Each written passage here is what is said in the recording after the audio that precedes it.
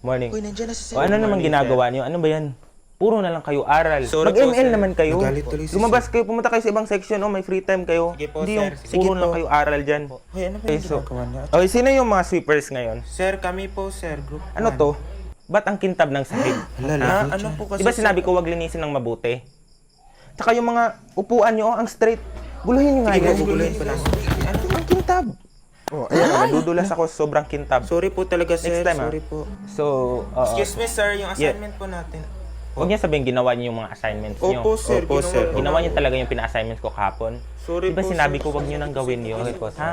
Hindi ba kayo nag-spend time with your family? The velocity, vector, and component. Teka.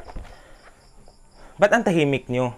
Ha? Nakikinig lang Please, po kami. class, kapag nagdi-discuss ako dito, mag-ingay kayo dyan. Okay po, sir. Sorry. Boys at the back, ano ba yan? Yes, sir. Mag-ingay kayo Yes, dyan, sir. mag-ML Yes, kayo sir. dyan, ha? Sorry po. Sige po. So, okay, next question. Anong says number 4? Number 4. Oh, di ba? Very good si Carbona. Yan, gayahin niyo siya. Nagtatanong sa mga kaklase niya, okay? Kapag may exam. Yan, gayahin niyo. Very good ka dyan. Continue yan, iho.